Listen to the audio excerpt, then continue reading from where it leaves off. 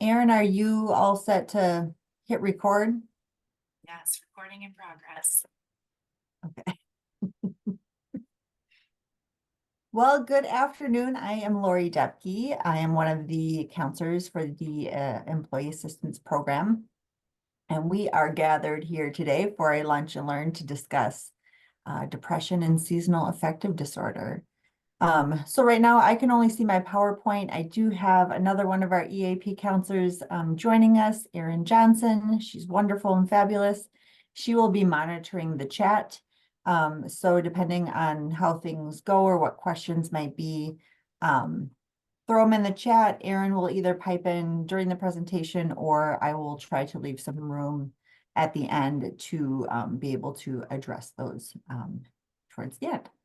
So yeah, 'tis the seasonal funk. We're going to be talking about that seasonal affective disorder as well as just depression. So just a reminder that this is a presentation that we have developed through Ascension Wisconsin EAP. We want you to take the knowledge and the information, but now not our PowerPoint or our slides. So if you could just leave that to us and take the knowledge, that would be great. A little bit of the why are we gathering here today on this lunch and learn to talk about this topic specifically, or any mental health topic really is we're really working to break the stigma of mental illness and also educate people and increase their awareness of what do some of these mental illnesses look like. Even the term mental illness can have like this negative stigma association to it. But in things like common things like anxiety and depression fit under that title. So, and many people struggle with that day in and day out. So, your organizations, those of you connected with us, have put funding into hiring us as your EAP. So you have access to talk to someone and navigate through some of these. So today we're going to talk about breaking the stigma around mental illness. We're going to define some of the causes and symptoms of both depression and seasonal affective disorder. They're pretty similar, but we're going to talk about some of the subtle differences between them. Describe recovery from depression and sadness. So what are the treatment modalities that we use? And also discuss when and where to get more help and what does that look like. So what is seasonal affective disorder? It's also called SAD. We have to shorten everything up. So if I refer to it as SAD, you'll know what I'm talking about. So seasonal affective disorder is a kind of depression that follows the seasons. It may be related to changes in the amount of daylight that we have. So as you know, we're approaching one of those time changes that come. Gosh, I think that we change in October. So we fall back, we set our clocks back in the fall. And that's around the time that we might start to see some of these symptoms that we'll get into a little bit later. Winter depression or winter blues is the most common.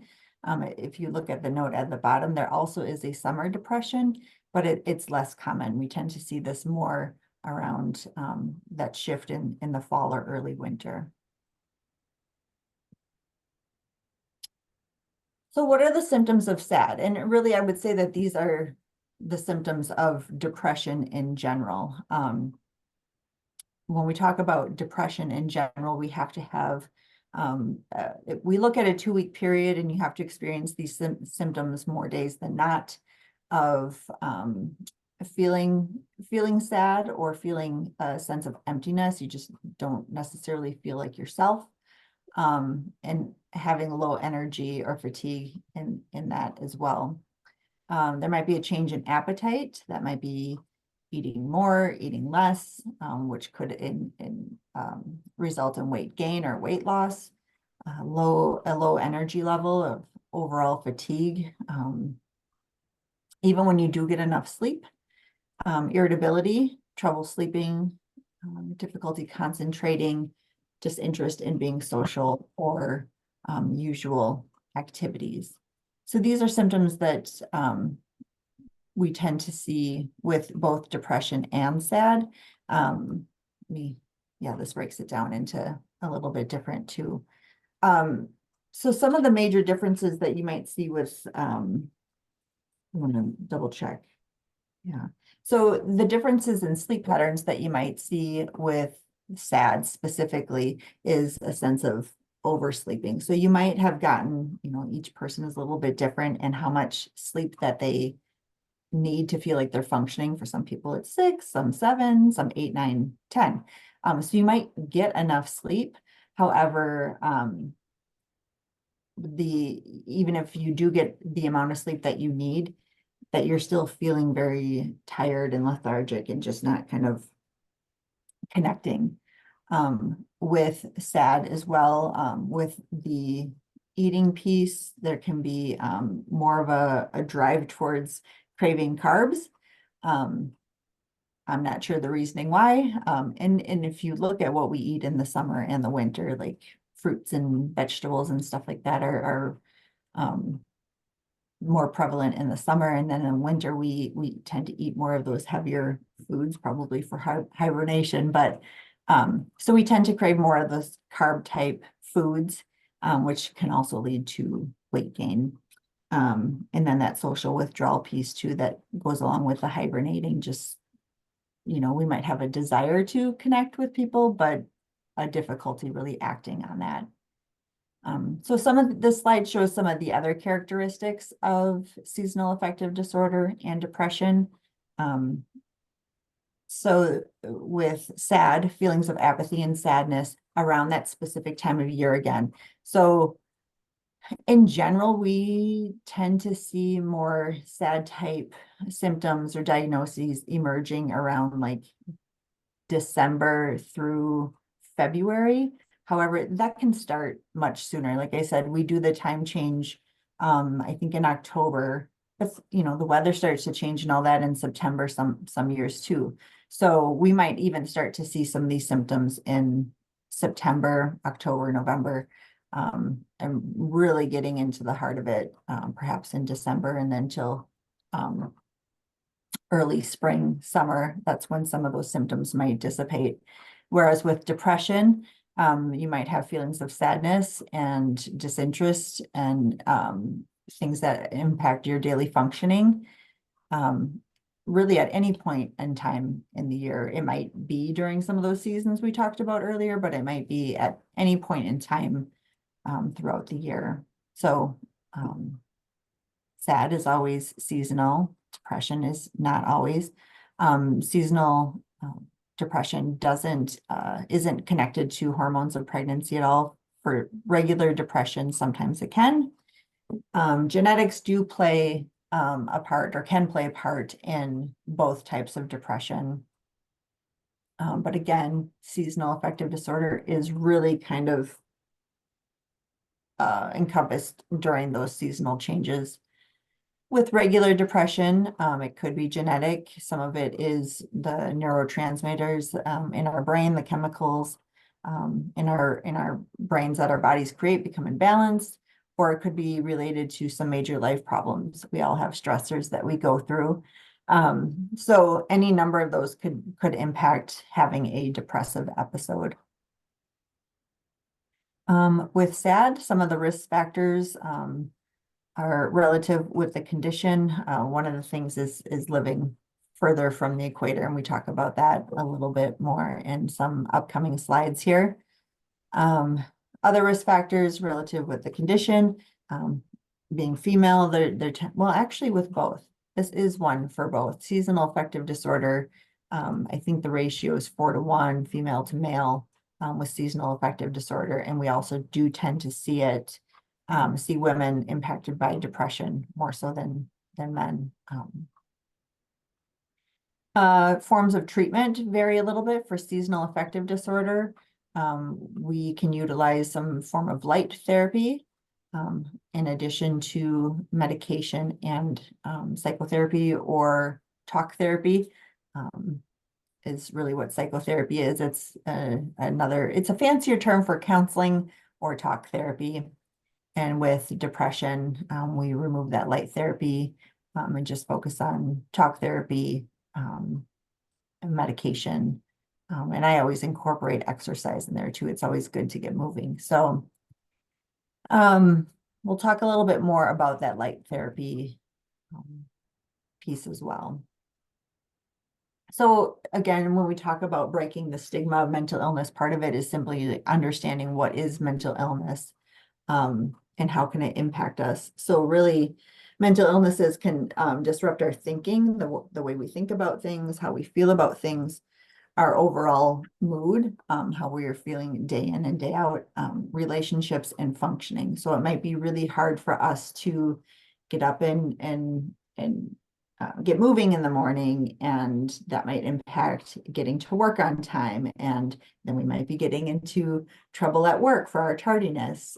So all of this can really spiral out of control and start to really impact a variety of different areas. So it can impact us physically, how we feel in our bodies. Again, that sense of fatigue, or sometimes it shows up as body aches and pains. Maybe we're experiencing more headaches connected to the stress.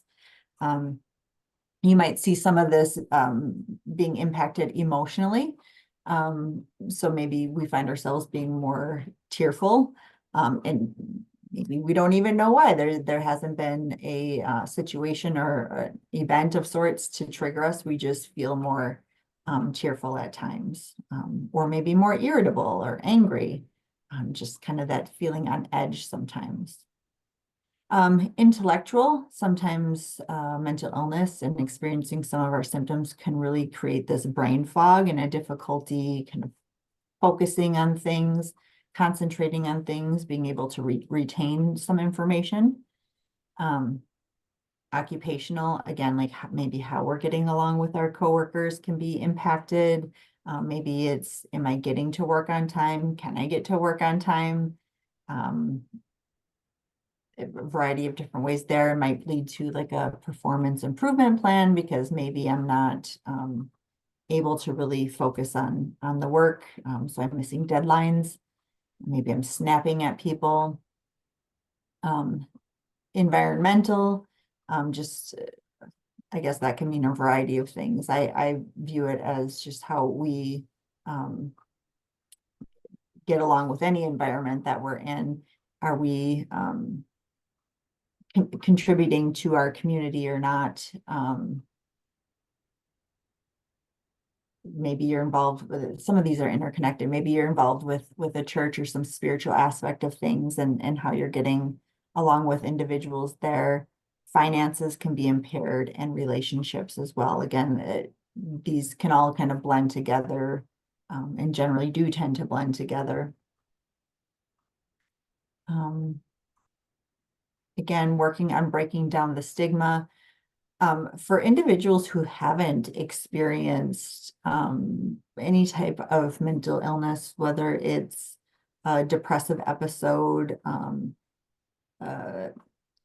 anxiety episode, we all experience anxiety. It's a normal emotion to feel. But when I say anxiety, it's more of the anxiety disorder, where your anxiety has impacted you so much that it does start to interfere with some of those daily functioning tasks.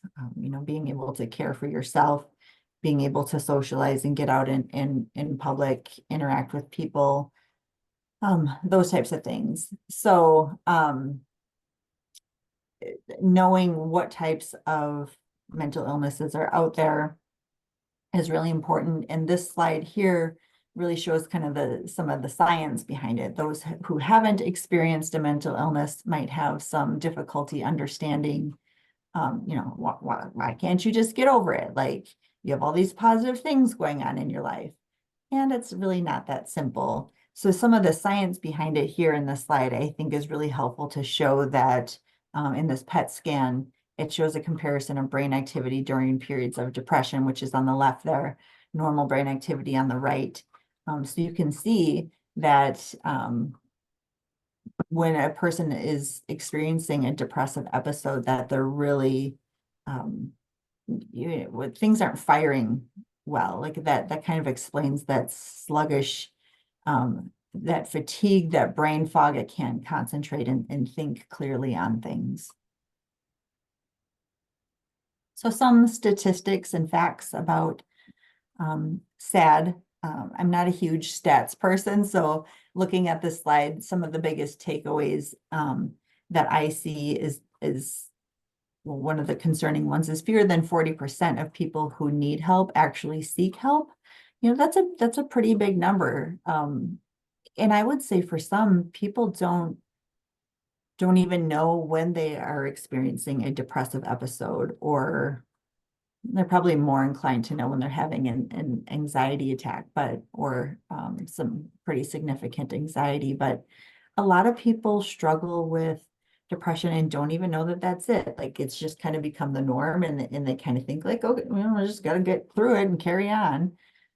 Um, so 40% of people don't seek help. It is significant to the point where some people do require hospitalization as a result. Um, Usually that's because there's some accompanied form of harm to themselves, thinking of harming themselves or harming someone else. The average age for people who suffer from SAD is 18 to 30. I personally, I don't even like sharing that because it can really impact or affect anyone. So I guess that you can look at it as that's a window when we might tend to see it the most, but anyone can be impacted by it. So I don't want that to be read or understood as like, you know, dismissing if I'm having symptoms. Well, you know, usually it's between these ages because anyone can be impacted by it. See, I already mentioned the ratio of women and men is 4 to 1. It's usually seen through December through February. 350 million people worldwide suffer from depression. About 1 to 2 million of those, I'm sorry, 10 million of those are impacted by SAD. 1 to 2 million might have had a mild SAD episode. 6.7% of all US adults have suffered a major depressive episode. So an episode would be one of those a minimum of 2 week periods where you're experiencing some of those symptoms that we talked about earlier. However, some people continue to experience those symptoms. Some people might wax and wane between them. So maybe I experienced those symptoms for a period of time. Maybe it's a couple of weeks, maybe it's a couple of months. Then it we kind of return to baseline functioning, like feeling pretty good. And then we might have another episode. So when we say episode, it could be just that's what that section is referring to, a little piece of it.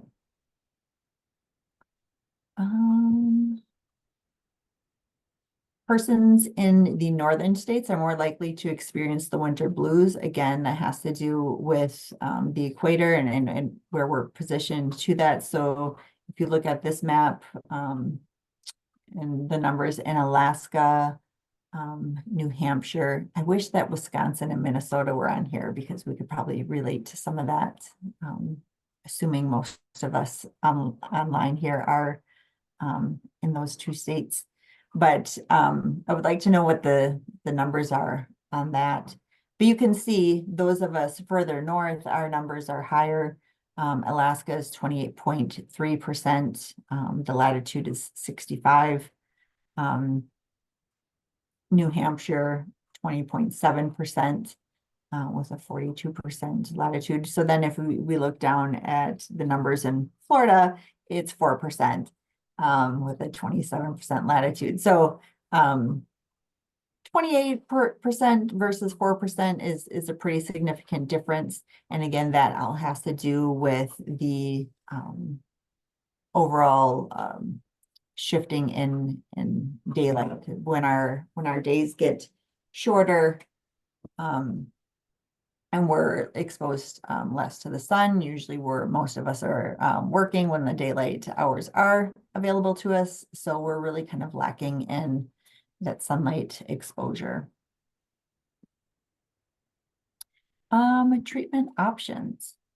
So as I mentioned earlier, light therapy, lamp therapy is one of the probably the first line of therapy that would be encouraged if we did see someone who was presenting with SAD type symptoms. So lamp therapy is, as it says, it's a specific type of lamp that you have. It is, I think, like 20% brighter than like your average lights in your office.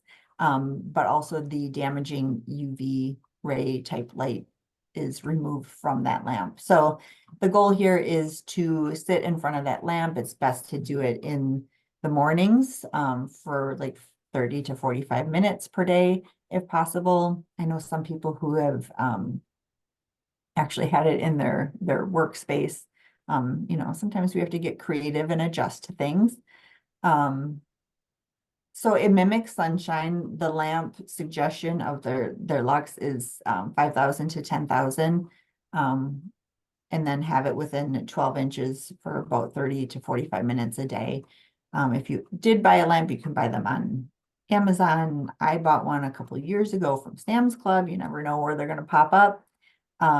So you just want to make sure, like in reading the description, that the lux are in that range. And it will also have instructions too if you forget some of this information. But it stimulates circadian rhythms and suppresses its natural release of melatonin. So I'm no scientist here, but kind of how I would explain it is when the days get shorter, we are exposed to less sunshine. So the levels of serotonin that are in our brains and in our bodies are decreased, which then impacts some of those depressive symptoms. At the same time, daylight and sunshine and the molecules connected with all of that, I gotta think here, increase our melatonin. So in those longer winter days, the melatonin increases in our body, which then negatively impacts our sleep. So again, when we're getting enough sleep, we're still getting our 7, 8, 9, however many hours that you need to feel normal.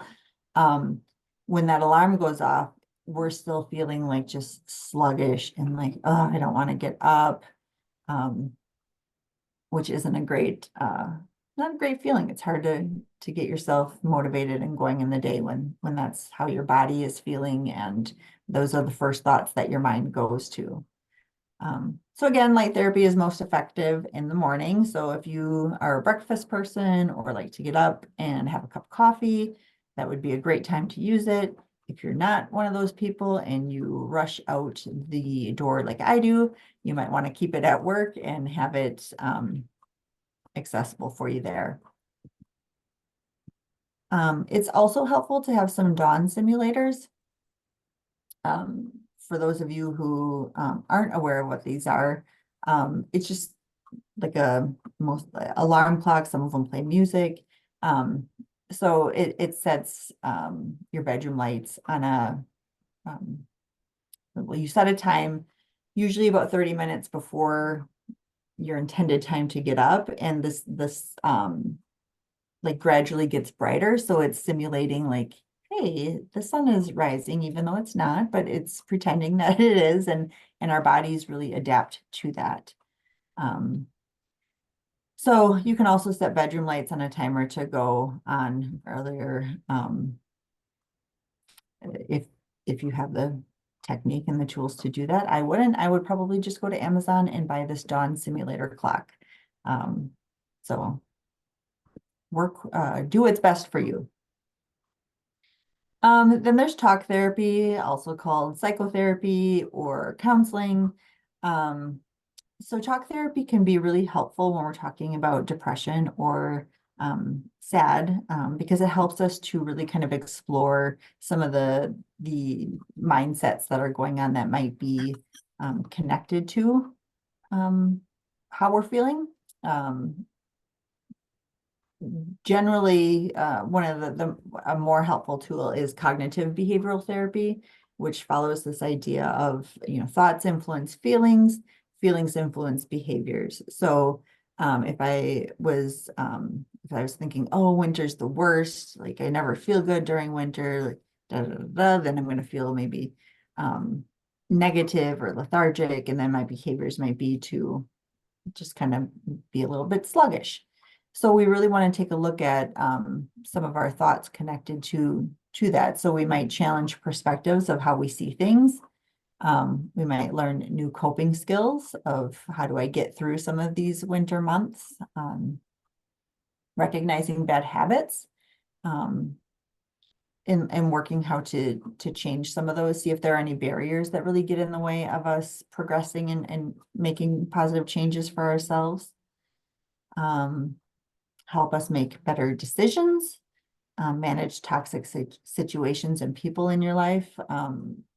I would probably say that none of us are void of having experienced toxic situations or people in our lives, even people that just kind of create drama or bring some, negativity into our lives, or addressing underlying mental health or trauma related issues that some people have been carried with for decades.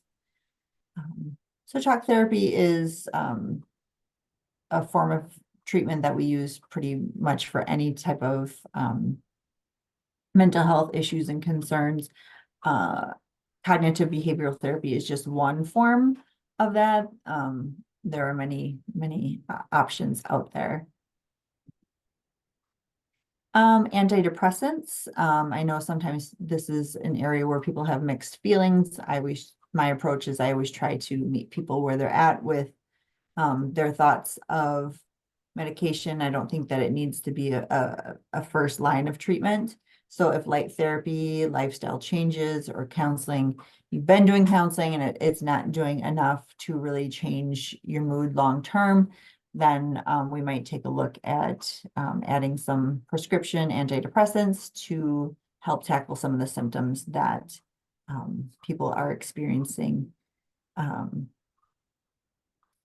With SAD specifically, some people, when they have realized, oh, this is a pattern, I start to feel this way every November, December, then when they recognize a pattern like that, they will go talk to their primary care provider and ask, hey, can I get on this antidepressant?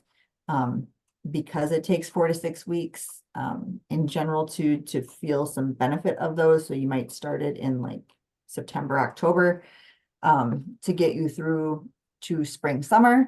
So it's more of I don't need to be on this all year long, but I certainly do need it to get through those winter months. You can take that approach to it as well. So if you find yourself being that person, just kind of keeping track of, okay, this is when I start to see these symptoms, and scheduling an appointment to see your healthcare provider at that point. There's also some just more simple natural type helps that can be beneficial. One of them being aromatherapy. Lavender and chamomile can be very soothing. Lavender is one of those that helps really with bedtime and just calm relaxation. Peppermint and lemongrass can be used to lift your spirit. I actually, this past weekend, cleaned out the filter of my vacuum and then the little sponge in there, I sprinkled some peppermint drops on it. So now when I vacuum, I can smell peppermint. I probably overdid it. And there was quite a lot of peppermint in the air. But you can really use any scent that you want to. Anything that kind of speaks to your soul or what, energizes you or calms you, whatever you're kind of needing at that point. Vitamin D, again, because we're exposed to less sunlight and we need sunlight to produce vitamin D. I think if you talk to your primary care provider again, most of us in the Wisconsin area or those northern states again would probably find ourselves in a vitamin D deficiency. And because we experience winters and darkness so long here, like kind of 4 or 5, 6 months out of the year, we're probably deficient most of the year. So it would be a good idea to talk with your primary care provider about, is a vitamin D supplement um, helpful for me? Do you think, would it be problematic maybe with anything else that you're taking? Make sure there's no complications to that. Other more natural type helps could be, kind of just creating your space to be more comfortable and summery, springy. You could bring a new plant into the house, turn up the music, play some things that just kind of again speak to your soul and make you feel a little bit more lively. Changing your routine. You can organize your office, clean out closets. I am a huge fan of purging. It always makes me feel like I have my life together. And winter months is a perfect time to do that. But I would also encourage anyone to try a new outdoor activity. I know in our winter months, we can think, oh, it's just so cold outside. But sometimes there are days that really aren't that terrible. Or, there's plenty of clothing that we can do to bundle up and get outside and get some fresh air. I like the idea of even creating like a winter list of activities that you can do. My girlfriends and I did that a couple months ago, or I'm sorry, a couple years ago, and just kind of had a shared list of activities that we could do in the winter. Snowshoeing. We tried cross-country skiing. That was an adventure. I won't downhill ski, but someone out there might be interested in that. Um, Ice skating, but then you could have a bonfire. You could roast marshmallows. You could just have some coffee or hot chocolate out by the bonfire. Like there are still things that we can do that are fun and enjoyable outdoors, and also things indoors. Put a puzzle together, work on it as a family. Have a mystery party where people have to dress up and play characters. Like you can get creative and fun with it. Other natural helps, deep breathing exercises, meditation, and prayer will release built up tension. So these are really just ideas designed to bring in some of that calming effect when maybe anxieties are high or we're just feeling overwhelmed with life and things. So just a reminder to slow down and remind ourselves that we're okay and everything will be all right. And I can release some of the stress and just kind of be present in the moment. Getting a massage. Massages help promote relaxation. They reduce stress levels and relieves build up tension. You can do that through massage or even, using a hot tub can be one of those things that helps release some of that. Epsom salt baths are also a good idea for muscle tension. And you can get some that are scented too. I've seen lavender out there. There are other flavors too, but I don't remember, or other scents. I don't remember what they are, but they're out there. Lifestyle, get moving, feel better. I said earlier that when we're talking about treatment of depression, whether it's normal depression or seasonal affective disorder, I always encourage people to exercise and kind of have this caveat that it should be at least 30 minutes of exercise and something that really kind of gets your heart rate higher than just your normal average heartbeat, which doesn't take much. I mean, that can be a slightly elevated speedy walk, snowshoeing, that can get your heart rate up.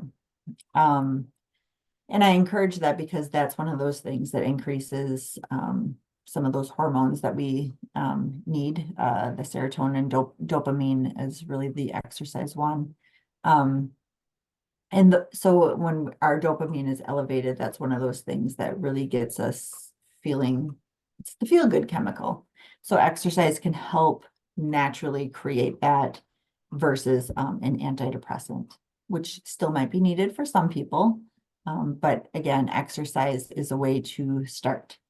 Um, Outdoor exercise, of course, with SAD would be the most helpful because you're incorporating both the sunlight, even on cloudy days, as we know in the summer when it's overcast, like we are still getting plenty of sun. Most of us who have experienced a sunburn on a cloudy day can attest to that. Um, Exercise also offsets some of that weight gain that is pretty common with the seasonal affective disorder. Um, Of course, if we can travel, not everyone has the means to do it, but sometimes we do. Being able to spend even a few days or a couple of weeks out in some sunny area with some salty breezes could be beneficial, or just anywhere um, where it's sunnier and warmer can help us escape kind of the winter blues. I think it's also important to always have something to look forward to. I mean, being able to have the ability to take a trip is a pretty huge thing. Again, not everyone can do that, but you can also set little things to look forward to, even if it's not a trip. Like I said earlier, having a mystery party or a bonfire at your place, like having people over, being able to host can be exciting for some people. Like find your thing, like what gives you something to look forward to in those winter months. You can get involved in a project or hobby. This is the bucket list I was talking about earlier. Create a bucket list for the winter that can challenge yourself and challenge yourself to complete it before spring. Add to it. Learning photography, winter bonfire crafting. Usually in the winter too, there's a lot of craft shows. So those get you out of the house, and if it's a financial constraint, you don't have to buy anything. It's just nice to appreciate the crafts that people can create, the talents that they have. Reconnect with friends and family, joining a group. Maybe it's a fitness group, maybe it's a book club, whatever your interest might be. Taking up a winter sport, cross-country skiing, ice skating. Trying to think, ah, with the brooms. I can't think of the name of that sport, but it's big around here and people love it. Um, the Wednesday brain fart, but I think you probably all know what I'm talking about. Good habits to get into to mitigate the effects of SAD. These are all things that everyone listening knows, but it's still important to go over them because sometimes we lose sight of some of these things. But increase consumption of nutrient-rich foods, drinking plenty of water. I did not grow up in a household where drinking water was encouraged. We always had soda around or Kool-Aid. So I wasn't, I was in my 30s or 40s until I was like, oh, drinking water really makes a difference. So it does. And I believe what is encouraged is half your body weight in ounces. So if you weighed 100 pounds, 50. I hope you don't weigh 100 pounds. I think you should weigh more. But that's kind of if you're way off from that, just start somewhere. Start 32 ounces is my goal or whatever. A daily practice of meditation or prayer, even if it's just, starting with a couple of times a week. Having purpose and meaning promotes resilience. So, am I working towards something? Maybe I have a specific goal I can develop. This one's big for a lot of people too, getting to bed at a reasonable time. Most of us live lifestyles that are go, go, go, go, go. And when you have a family, when you have children, many, once everyone else is in bed, like to stay up late and have a little bit of that time for ourselves, but it's still important to get some good rest and trying to shut off screens an hour before bedtime. Maybe take up reading an actual book, handheld book can be useful to replace that. Wellness wheel, these are there's 7 areas of wellness that we all we incorporate each of these into our different areas of our well-being. When these are nice and fulfilled and balanced, they bring a sense of happiness and overall well-being to our lives. But we can get really offset in some of those. So this is a slide that really helps encourage you to take a look at what are each of these areas: occupational, emotional, intellectual, spiritual, financial, physical, social. And ask yourself, how am I doing in each of these areas? Am I putting too much in one bucket and neglecting others? Am I neglecting multiple areas of my life? So it just helps you to take an assessment of how am I doing in each of these areas, and what are some of the ways that I can improve. Are there any barriers that are standing in my way of being able to fulfill some of those? For example, if I have a physical injury of sorts, and that's limiting my movement, are there other ways that I can incorporate some physicality into my days? Or if I'm spending too much time working and I have poor work-life boundaries, am I neglecting the social aspect of my life? And really that might be what I need. Maybe I'm feeling disconnected from friends and family. So just taking a look at how am I doing in each of these areas, and do I need to rebalance in some way? I can't see if there's a title to this slide, but the slide talks about surviving versus thriving. So of course, when we're talking about surviving, it's just like putting little pieces into our lives and maybe trying to do the bare minimum to stay afloat. Whereas thriving is really looking towards that balance that we talked about on the last slide, and making sure I'm doing certain things that help me thrive versus things that kind of take away from that, which some of them are listed here: alcohol or other substances. I know for individuals who do kind of lean towards alcohol or other substances, the theory there is it helps me feel good, but really what it does is it's an avoidance of looking at the things that are really getting in our way. Neglecting physical self-care.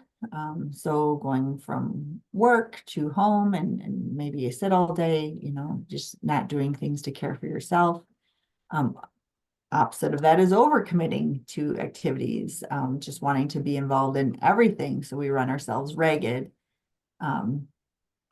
Isolating from others, sleeping all the time, dropping from meditation and spiritual activities, engaging in unhealthy distractions like spending, gambling, porn addiction, things that I want to go back to the dropping from meditation and spiritual activities. Any of those areas can we might be staying strong, and then chaos ensues and we kind of get out of our routine, and something can easily fall from our list of priorities. That's healthy self-care. So that's why from time to time I like to encourage my clients to just do a self-check-in, like, how am I doing? What am I feeling? What do I need right now? If I'm at a 3 out of 10, what would it take for me to get from a 3 to a 4, or a 3 to a 3.5 even? And just kind of checking in with yourself to see what you need. And also, what am I possibly doing that's contributing negatively to my overall state of well-being? Finding, I think it says rest in the margins or something in the margins. Relief. I don't know. I can't see the title, but point being, make it a priority to schedule breaks for yourself. These don't have to be monumental, move mountain types of breaks. This can be a minute of breathing, a minute of just closing my eyes and resting. But scheduling them, actually putting them on your schedule, to not be forgotten, to make it a priority to remember. And it's something that we can anticipate, avoid overscheduling, allow that time for rest and actually rest. Don't say, oh, I'm going to carve this time out here, but then I can write my grocery list. No, it's actually carve out that time to rest. If you have the luxury of having your own office, maybe that means closing your door, putting a sign out there, shutting the lights off, and just finding a relaxing position and just chill for a minute. One of my favorite resources on our EAP website is the 5-minute meditation video. It has, I don't know, a lot of different fulfilling needs. It has calming nature pictures. So if you want to view that and listen to the calming music, you can do that. If you want to close your eyes and just listen to the music, you can. For those of you that still need some brain activity, there are some reflection questions that pop up on it. So it really kind of fulfills everyone's needs. So I encourage you to check that out. And make margins your habit. Like, don't just do it today, make it a priority to do every day. Connection. Socially active individuals report above average happiness, lower levels of depression and anxiety, and higher resiliency. Like, have your crew, have your clan, like it doesn't have to be huge. It's just, it can be a small group of people that you can rely on and trust. You might even ask them, like, I just need to vent, let them know what you need, versus assuming that they know what you need. So communicating that. Low connection. So when we think of depression, that can lead to that withdrawal and isolation. So if we're kind of feeling down, we're more driven to just kind of retreating and going within. But low connection can be associated with hostility, irritability, can lead to some social anxiety, can negatively impact trust and just impact our self-esteem as well. So make plans with friends. Time with friends usually includes laughter and receiving support, which can all be very mood uplifting. Important note is to take mental health seriously. Some people with depression and seasonal affective disorder feel hopeless and may even think about death or suicide. That is actually one of the symptoms connected to depression. So it's important to note that that's a very real thing, that people think of that. There are easily accessible resources out there.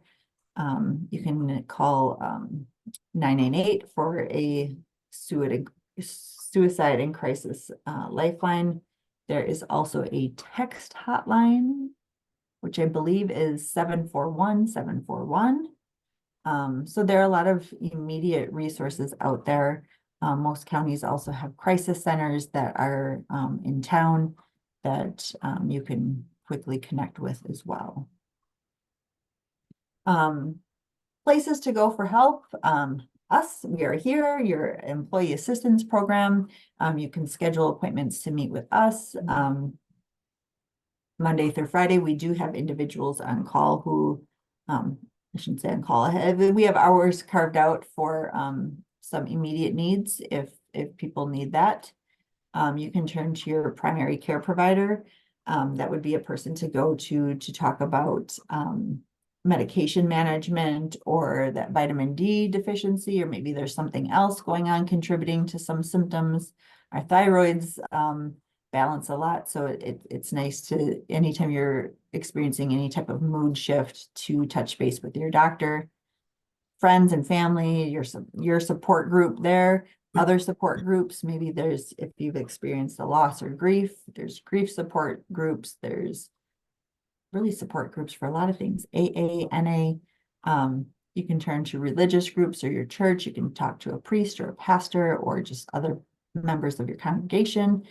The important thing is just to reach out, not to keep it within and enhance the stigma and feel like I have to be through this alone because I'm afraid of of judgment. I will say my experience is that stigma is lowering more and more and more. So be a part of changing that outlook overall, but also more importantly, getting help for yourself. So these are some of the things we talked about today.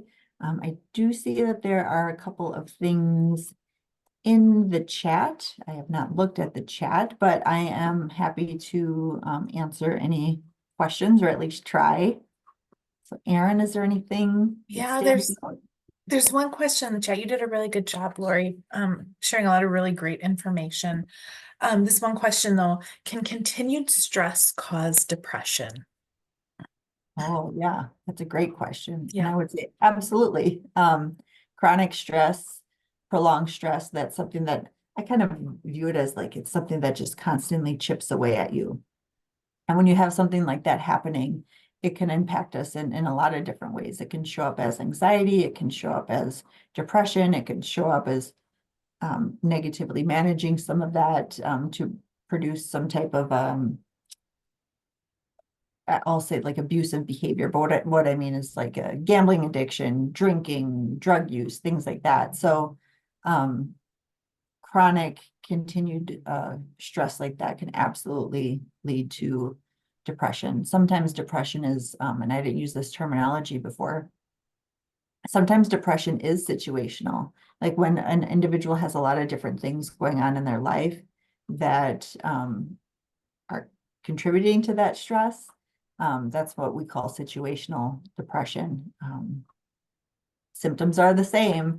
It's just, it's more based on things going on in our lives versus maybe more of a genetic hormonal type of cause behind it.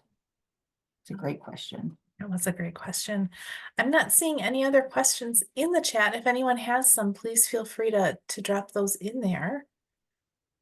Yeah. Otherwise, thank you, Lori. Yeah, drop a chat. You see on my screen here, if anyone wants to schedule an appointment, you can do that by either calling our 1-800 number on the screen there, or you can email us at eap@ascension.org.